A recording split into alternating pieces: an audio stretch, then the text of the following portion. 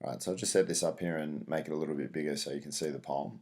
As I go through it, if you can just make sure that you're writing down any ideas that you think are important, and then obviously in class we'll do a little bit more work on linking it to the module that we're studying. So to start off with, like I always say to you, the most important part of a poem in terms of getting a sense of what it's about is to look at the title. The title of this particular poem is September 1, 1939, which marks Hitler's invasion of Poland. As a result of that action, England declared war on Germany, and essentially World War II, started at this point. So Auden, as a poet at this particular time, is living in New York, but he is an Englishman, and it's important to remember that context as we go through the poem.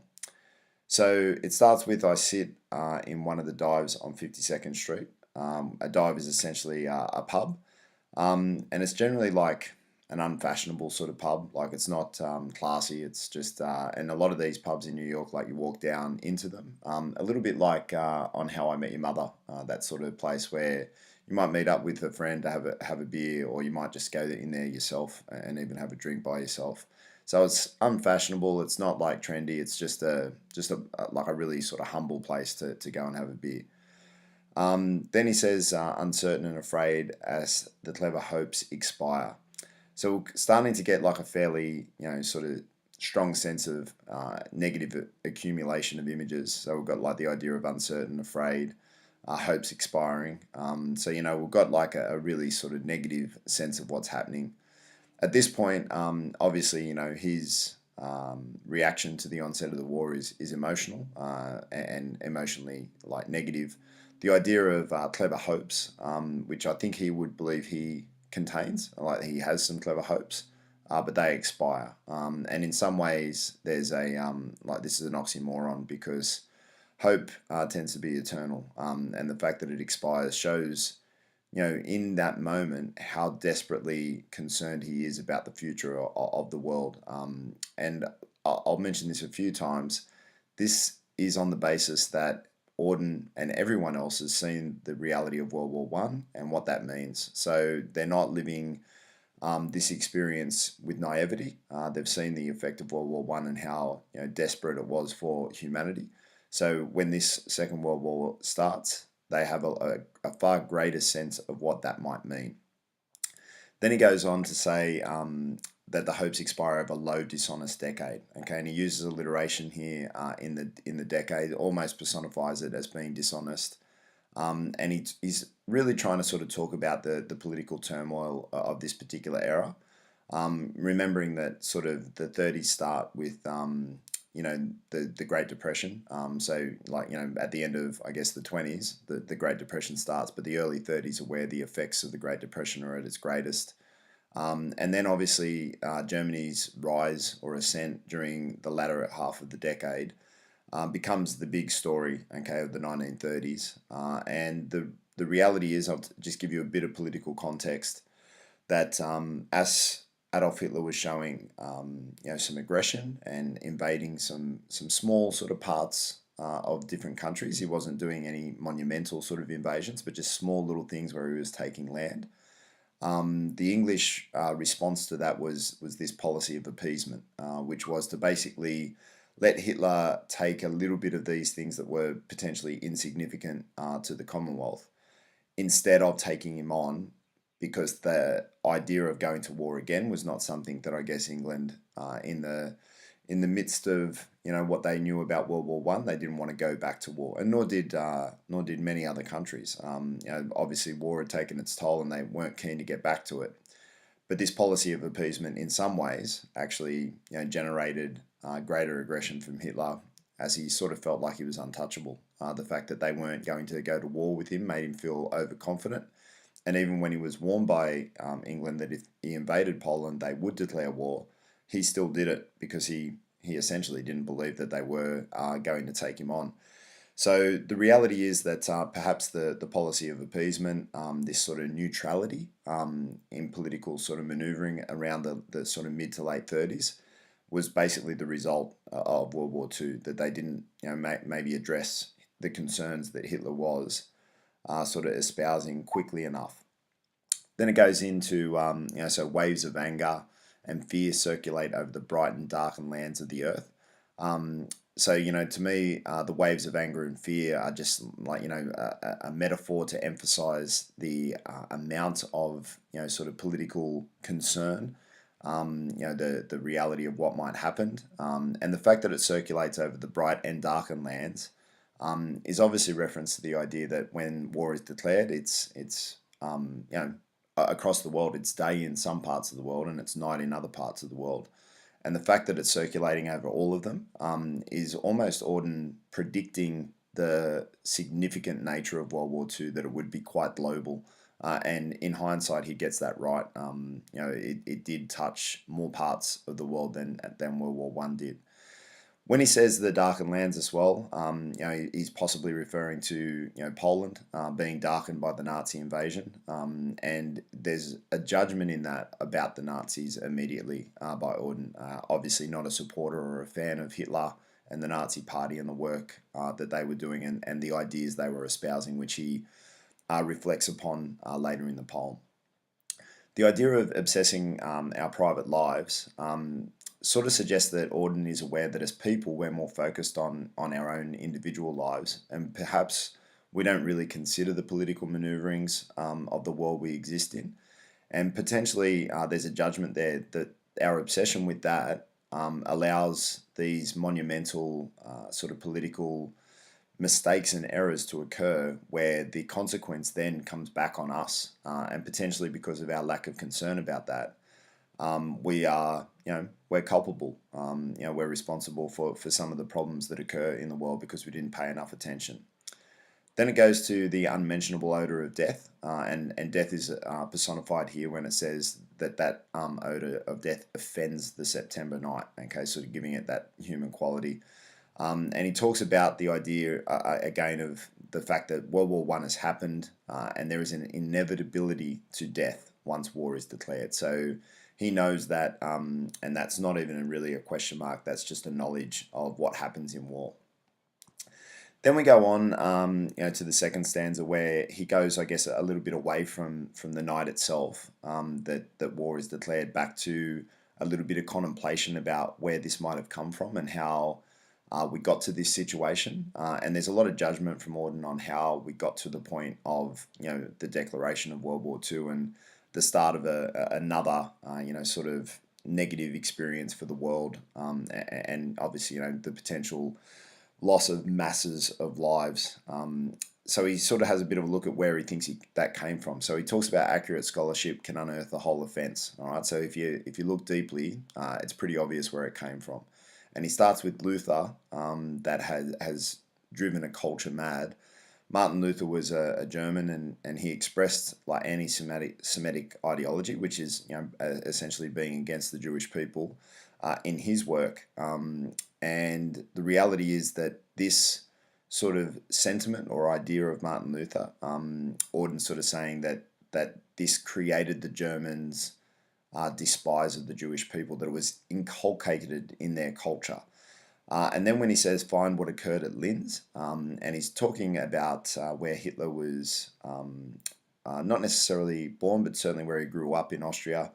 And to him, it's the birthplace then of Hitler's ideologies. And he's sort of questioning, like, what would happen to a young boy growing up in Linz in Austria to get him to this point where he would be so hateful of the Jewish people, so hateful of anything that's not German, and have that almost what it seemed like the appetite or the desire for war and for conflict. So he's sort of speculating what possibly could have happened to create Hitler's ideologies. He knows that partially that's Luther's fault, but he sort of also questions what would happen to a young boy, to get to this point. Then he says, what huge imago, and he's talking about this Jungian concept, who's a psychologist, about the idealized self. And Hitler's seeing himself as an idealized self. So he's not making comment that he is ideal, but certainly he's looking at how Hitler sees himself. And the end of that is the comment that, this huge imago, this concept of idealized self, made a psychopathic god. And the idea that Hitler is a psychopath, and the lowercase g showing he's clearly not the god that Auden believes in. suggests that this is a man who's totally out of control. And that comment, I guess, then stems back to his question mark about the policy of appeasement and why the English would think that this psychopath would ever stop, without some sort of intervention. Then he says, I and the public know what all school children learn. Those to whom evil is done do evil in return. And there's a lot of references here. But the essence is it's a simple idea. If you do something bad to someone, they're going to do it back to you. And it's almost, to me, the inverse of the golden rule. Do unto others what you would like them to do to you. It's basically saying, if you do bad, you'll receive bad. And in some ways, this refers to the Treaty of Versailles, and the no fault clause that the Allies made the Germans sign after World War One, which really took them away from any pride or any way of sort of finishing World War One as the proud nation they are. So he's basically saying that it was pretty obvious that political decision to humiliate Germany in the Treaty of Versailles after World War One and make them admit that it was their fault, basically, that they caused the war and that there was no fault to the Allies. Make them pay reparations, huge amounts of money due back to the Allies, after World War One, was always going to end in this. That politically they made a mistake, an error, and it's not just an error because he simplifies it by saying even school children would know that, and he, I guess, really criticizes the political maneuverings and decisions after World War One. Then he goes back even further to a Greek sort of an ancient Greek philosopher, and this guy Thucydides. See, I was trying to avoid saying his name. Can't really pronounce it. He wrote the history of the Peloponnesian War, and this episode, about democracy is around Pericles' funeral oration. All right, so sort of like at in tribute to this sort of other figure within ancient Greece. And he talks about democracy. And in this, right, he goes back to basically say, and what dictators do, okay, and he's obviously trying to link the idea of dictators back to Adolf Hitler. They talk about elderly rubbish, and the elderly rubbish is essentially the stupid basis or the idiotic basis for Hitler's thoughts, or for any dictator's thoughts that they can justify. So it seems by the time you finish reading this poem, you sort of figure that Auden's probably read Mein Kampf. Mein Kampf is, in English, My Struggle, and it's a book that Adolf Hitler read when he was in jail.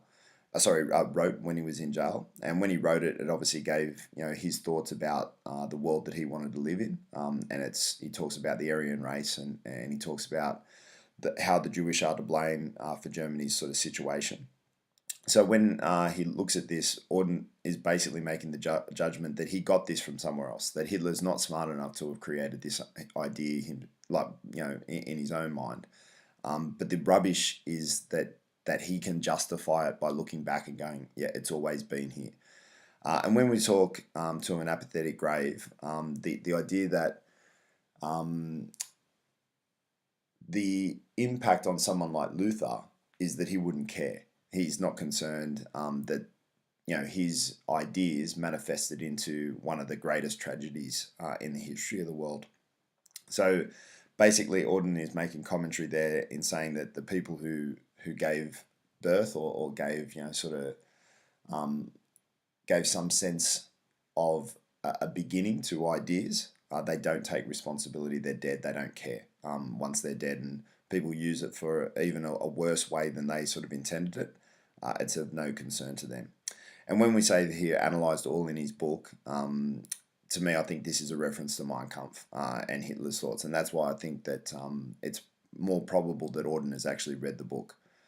Then it goes to the Enlightenment driven away, and this idea of the metaphor of driving away what the Enlightenment period was about. So the Enlightenment was an era where we went against traditional views, against the establishment, and the Enlightenment was a time where the individual really stood up. And there was a lot of progress in the Enlightenment.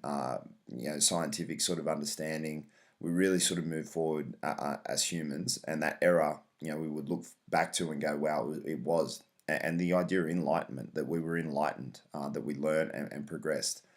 And basically, Auden's saying this sort of moment in history is driven away, metaphorically, by the actions and the behaviors of these leaders, and the war that sort of ensues. And then when he says the habit forming pain, mismanagement and grief, we see again this like lexical chain of very, very negative words. We must suffer them all again. When he rhymes pain and again together, he's really trying to emphasize the sense of this pain existing, and now it's becoming a habit. And because of the poor political decisions and the poor maneuverings, we're destined to repeat what we've already suffered. And it's the people in power that are making these errors again and again, and the impact is going to be essentially on us. So he does a bit of reflection on the past there, and then in this fourth stanza, he comes back to the present and back to America, and he talks about the reality of this neutral air where blind skyscrapers use their full height to proclaim the strength of collective man. He makes a lot of commentary here. The word neutral, certainly to me, has a little bit of a dig at America, remembering that whilst he's in America, he is English.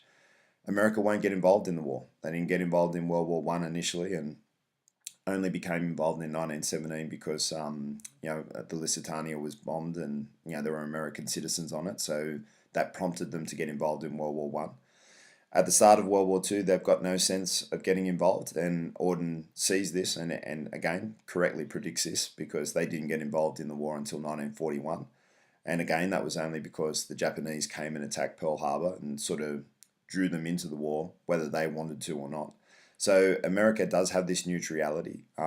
They get involved eventually, but they're not a country that needs to not get involved. They're a big, powerful country.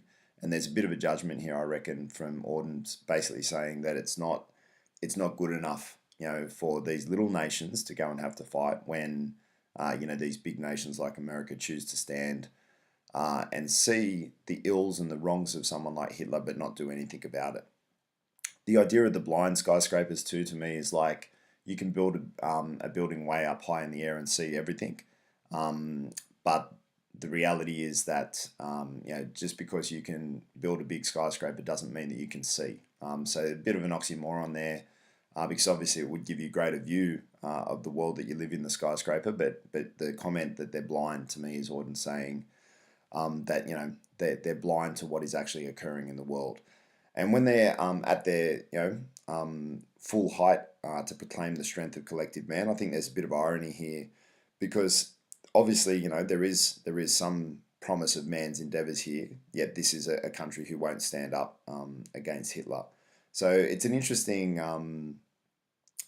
sort of idea about America and their maybe their self-interest in progress. But what does it say about their strength? Okay, if they're willing to sort of sit idly by whilst Hitler sort of destroys the world.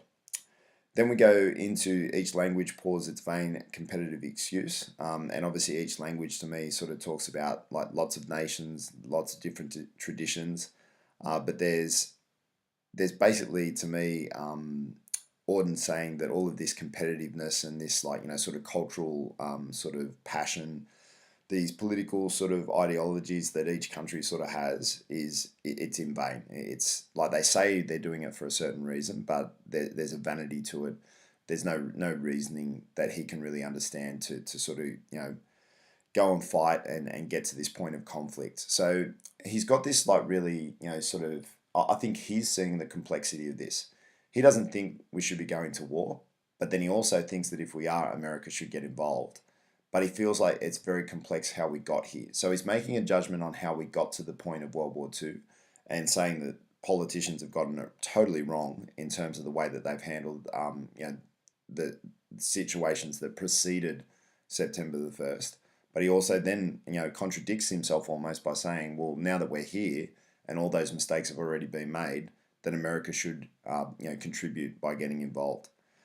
Then he says, but who can live for long in an euphoric dream?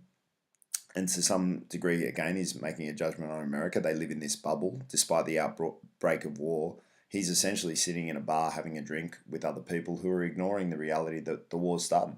They're just living their life and continuing on with what is a fairly pedestrian sort of activity. And he looks at it and he goes, "How long can they sort of last in this, sort of this sort of like ignorance, okay, of what is going on?" Out of the mirror they stare, which is quite an ironic idea that like they could be in a mirror, but they stare at imperialism's face. And in imperialism, like he makes a judgment about his own nation, Britain, but also the Nazis and the Germans, and this idea of trying to take more than is yours, and that is an international wrong. That taking what isn't yours and trying to create like colonies and become like a bigger power, that it's inherently an incorrect political judgment, by these countries. When he talks about that international wrong too, that America are happy to judge the international sort of woes and ills and mistakes, but not get involved, and sort of sit and just look at it and go, "Yep, it's happening, but it's got nothing to do with us." Then we get back, sort of into the bar, and we've got the faces along the bar. So there's many people, not like one or two. They cling to their average day. So, like I said, the pedestrian activity. They're happy to exist in this non-eventful world, just of, going to the pub after work and having a drink, and maybe meeting up with friends, or, just sitting and drinking and just simple activities that are not going to harm their life. Then it says, the idea that the lights must never go out, the music must always play. So for them to be like ignorant of what is happening, and for them not to show any interest in the war and to try and ignore its reality, they're going to need things to sort of smooth over, and to be able to sort of show them that there isn't a really desperate situation in the world. So they need those. And the high modality, the hyperbole used there, is to say that if any of those things stop and the people actually have to stop and think about what is happening, then they won't be able to live in that sort of euphoric dream that he refers to in the previous stanza. Then he says, all the conventions conspire, or uses the alliteration there, to make this fort assume their furniture of home. So basically these bars are set up to feel comfortable, to be nice. He wants them to be something really, something really easy that like that they can feel really comfortable with, and feel like it's almost like home. So it's got those comforts there. And those comforts of home, and this sort of almost this lie, that they're this fake and contrived, sort of place that they're creating, is a fort. Just like in war, it protects them from threats. They go inside there, and it's like the world outside doesn't really exist. So he's really making a bit of a judgment about the ignorance of the people in the bar, despite the fact that he's in the bar. So there's, again, a little bit of a contradiction there, but he's at least, I guess, writing the poem and thinking about the world that he's living in. Then it goes on to, "Lest we should see where we are." And, this is just my idea. I didn't read this anywhere, but I thought like the start of "lest we," I'm thinking he might be making an allusion to "lest we forget." But instead of using that, he inverts it and says, instead of "forget," he says "should see where we are." And again, he's sort of saying that they don't want to know about the reality of war. And the reality of war is that we shouldn't forget, because the reality is that people die, and not like one or two people, millions of people die in these battles. Then he says that we're lost in a haunted wood. Scary sort of image that he presents here, but like this lack of knowledge, this lack of awareness. Children are afraid of the night. Again, like we know it sort of exists, but we're not really sort of cognizant of what it is, who have never been happy or good. And again, this like really sort of high modality, hyperbolic sort of statement, never, all right, not once. And in some degree, like there's an idea that whilst we're living in this sort of, or the Americans here and him in New York, they're living in this sort of euphoric state. They're complicit because they know that they're not happy. So they know that there's worse things around, but they are happy to exist without them. So this is an interesting sort of concept or an interesting idea when he says, like that you've never been happy or good. You know that there's ills in the world, and you're complicit, to them by ignoring them. And in some ways, he's talking about like our own insecurities, and maybe a commentary that the people need to be more interested because we wouldn't know what to do. We're not sure what decisions to make because we're not really engaging deeply with the aspects of the world that we're living in. And there was sort of, there's a quote missing there off it, which was the last line of this stanza down here, children afraid of the night, which should be who have never been happy or good. Okay, so you'll have that on your sheet. All right, then we go into the next stanza and we go, the windiest militant trash, important person shout. So now he's starting to talk about political propaganda and, the metaphorical idea that it's windy, it's militant, it's rubbish. Okay, it makes they're not shouting anything that's really true. There's a lot of inaccuracy. And he's saying the important persons, like he gives them capital letters to sort of give them some sense of validity. And in our world, they do, whether we like it or not. These important people, they get to shout out what they want to say. It's not so crude as our wish. In some ways, we should react poorly to it because it should be so crude that we should go, that's like disgraceful. But we don't. We're happy to sort of go. We're happy to listen to it and go, okay, it doesn't impact me that much. Now, obviously, he's referring here to some of the crude things that Hitler says, but he's saying they're not crude enough for us to react. And obviously, when we think back in hindsight, the history is that Hitler was doing some really evil things, and the knowledge was probably there, but we weren't. We're so removed from being involved or interested that we didn't find it crude, even though history would say it was as crude as you could possibly be. Then he writes about these two ballet dancers, Nijinsky and Diaghilev. Again, sorry for the pronunciation. But he says what Mad Nijinsky wrote about Diaghilev, and these guys were lovers and famous ballet dancers. But then, despite the fact that they loved each other, they wrote quite hateful things when they became estranged from each other. So they loved, but there was a bitterness, after that. But what mad Nijinsky, and I mean, there's a judgment that Nijinsky is mad there. I'm not sure he believes that, but I guess he's sort of trying to make comment that some of the things that Nijinsky may have written could be perceived as mad. He says it's true of the normal heart that is normal, that we want to be loved, that we want the love of someone else. But then he says, for the error bred in the bone, and he's making comment that the error is that we want love, but we don't necessarily want to give love back. And this is a commentary by Odour on humanity, okay, now how people are. And when he says that, so that's the error bred in the bone of each woman and each man. Again, the massive hyperbole, and we crave every man and woman we craves what it cannot have, and what they cannot have is not universal love, but to be loved alone. So we can't have universal love, and we can't be loved alone. And to me, that craving is that it's a human desire.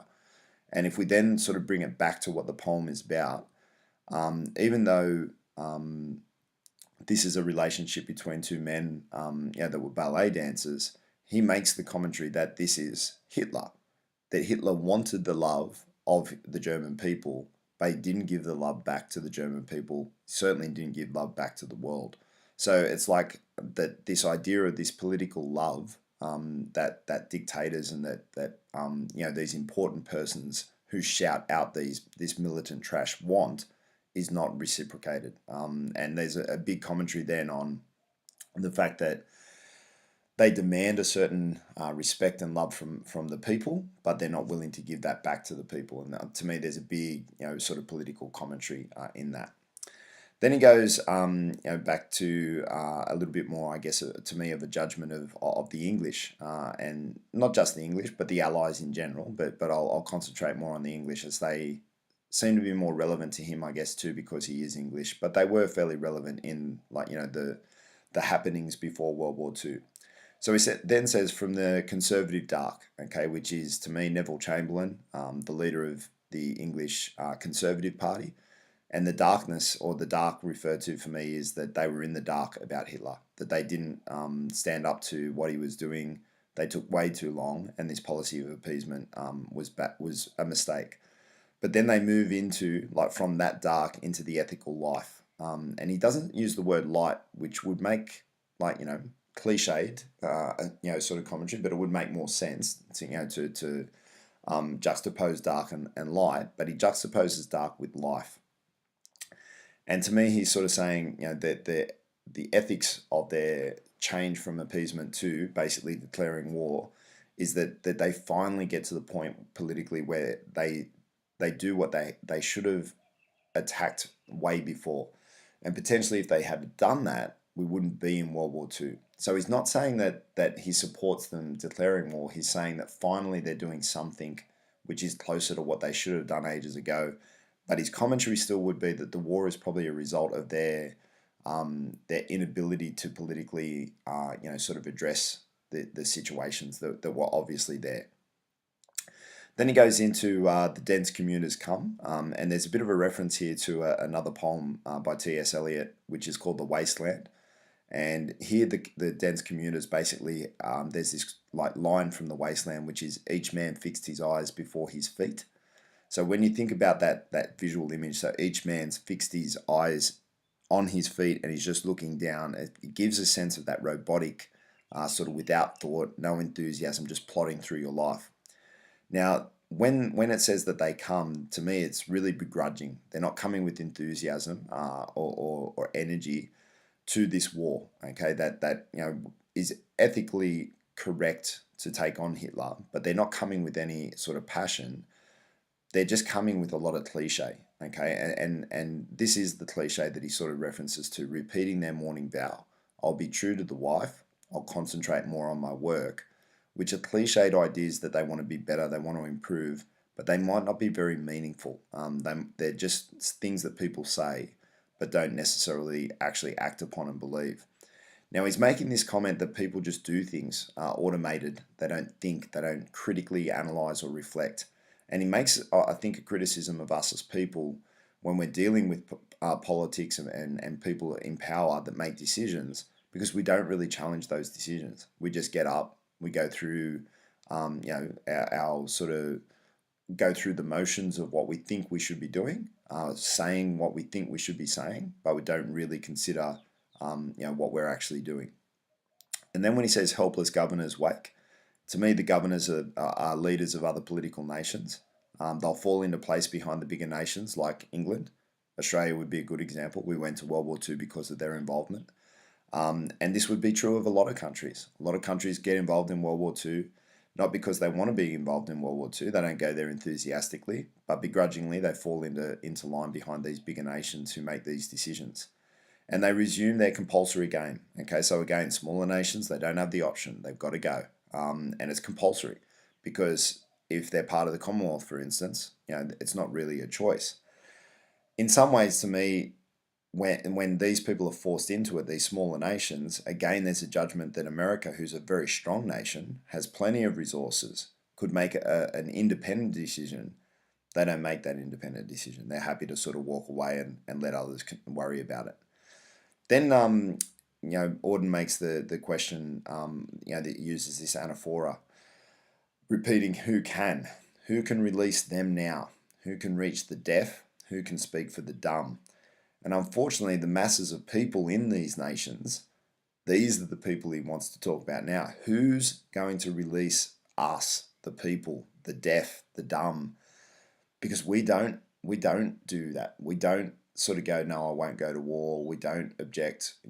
Men and women all around the world joined up to be involved in this battle and this conflict, even though it didn't necessarily have much to do with them. And Auden's, mean to us, okay, as people, saying that we're the deaf, we're the dumb, who can release us? Because we won't maybe release ourselves. So again, he criticizes us, okay, in terms of our inability to sort of rise up and say, this is wrong. It's got nothing to do with me. If you're making poor political decisions, mate, you sort it out. But obviously, he's aware, Auden, again, of World War One, how many people volunteered.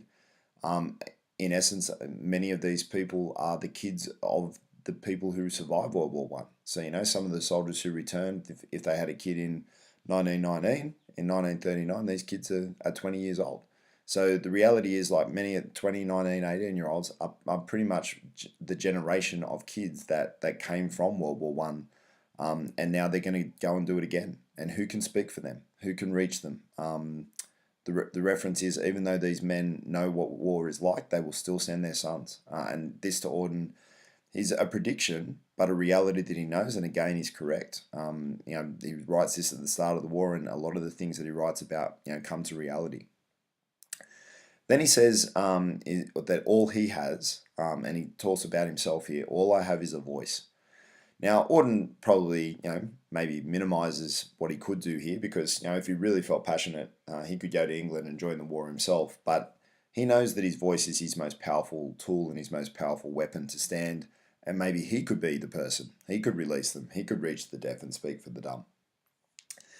So he wants to use this voice to undo the folded lie. And to me, the folded lie is, when you write something down, you fold over the piece of paper. It's like you keep it a secret. No one really knows what it is, but Auden's calling it a lie.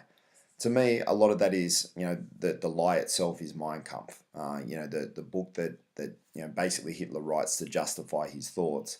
And again, going back to Luther, for Auden, this is all a lie. Okay, it's not the truth, and it's something that's been created by them.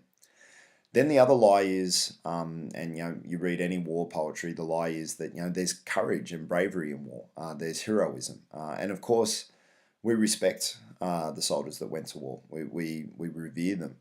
But Auden's making this comment that the romantic lie in the brain of the sensual man in the street. Everyday people look at war and they say, this is something I'm going to go and do.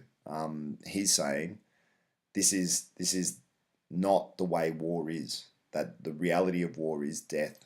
It's devastation. Okay, it's a savage way, to sort of end your life. But it's not always seen that way. And obviously, he knows the propaganda that will come. That this is something of honor for young men to join and defend their country. And he's again going. All he's got is his voice to try and turn that way of thinking. And then he's got the lie of authority. Okay, so the lie of authority to me is the government. And again, he capitalizes it. He says they're important, just like the important persons. They get a bigger voice. People listen to them because of their positions. And he says they lie to us. They're not telling us the truth. And the authority, these governments, these sort of people in charge, whose buildings grope the sky.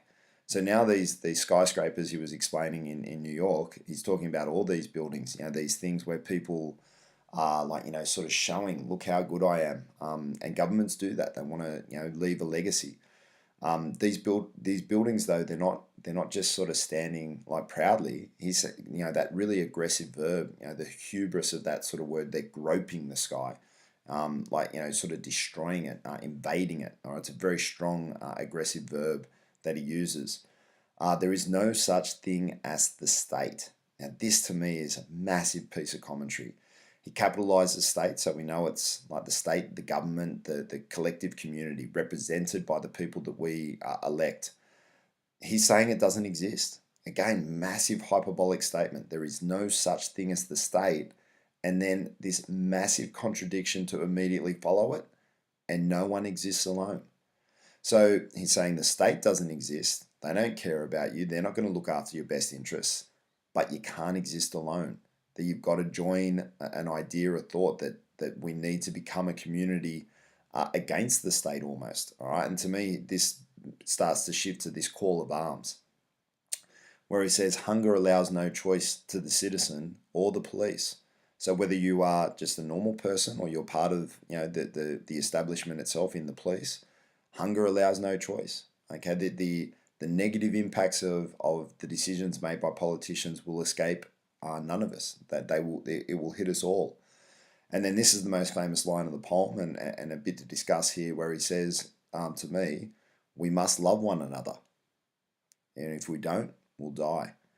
Now, he later went on to sort of say about his own poem in this line, this was his comment: "It is incurably dishonest." So he wrote it in the time that we must love one another.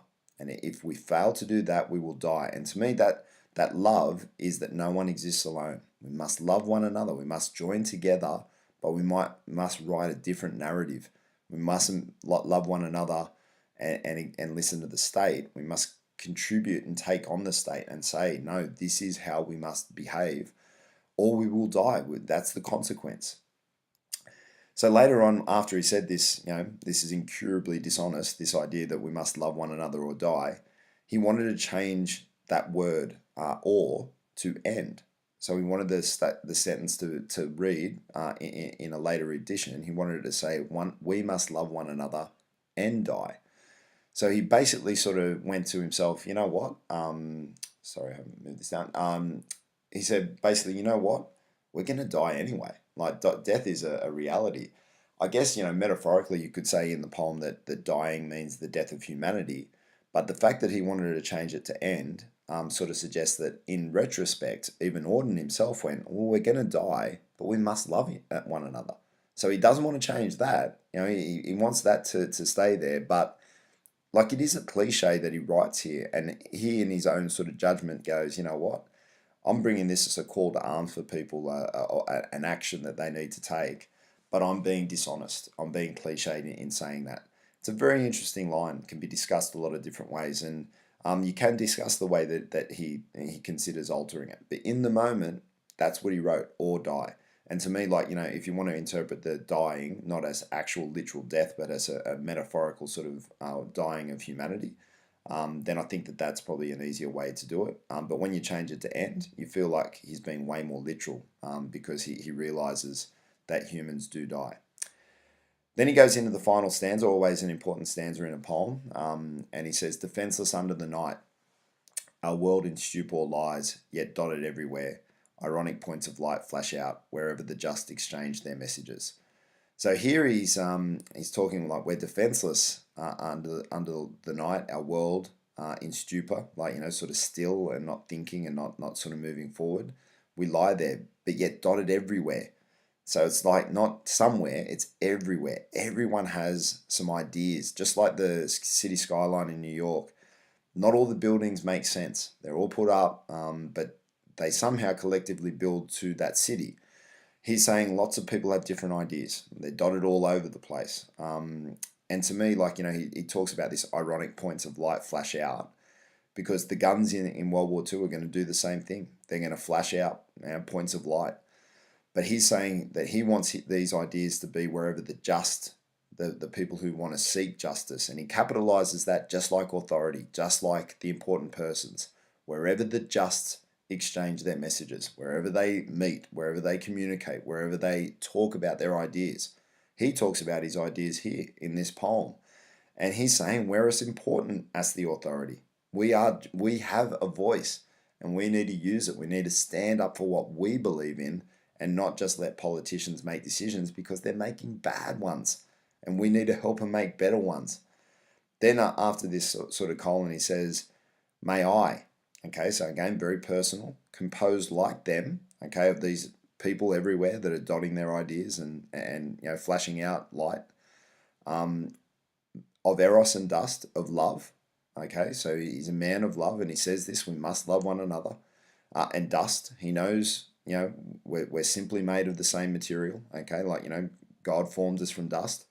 I'm not saying Auden's a religious man, but I'm certainly saying that he uses the idea of dust to represent that sort of religious allusion to we're made from dust, we return to dust. But he says beleaguered by the same negation and despair. So he doesn't sugarcoat it. He says, you know what, we are struggling, we're impacted by all of this negativity, all of this despair. But even though those things exist, he wants to continue to fight for what is right. He wants the people to stand up to political bastardry and to take it on no matter how hard it seems, because he wants to show an affirming flame. And to him, that affirming flame is hope. It's inspiration, the use of his voice to raise alternative ideas, to confront the situation that's in front of him. earlier in the poem, he sort of said, that clever hopes expire of the low dishonest decade in the first stanza. But now he's saying, you know what? No, they're not dying. I'm not going to let them die. I'm gonna create light through my ideas and through my inspiration. And a flame, to me, it's enduring. We must continue. We must not blindly follow what we're being told. This to me is the most important idea of his poem. Whether he's right or wrong, whether he's contradictory or you disagree with him, he's got an idea. He understands the complexity of the political situation that we're in, but he certainly doesn't feel like he's going to sit and not make comment. Like I said, the complexity is this. He believes in some ways that the Allies are right to stand up to Hitler. He believes that his sort of home at the moment, America, are erring because they won't get involved, and he's saying that they should because they need to stand up. But then he goes back and says, these political ideologies come from people of the past, and they're basically idiotic. They're misinformed.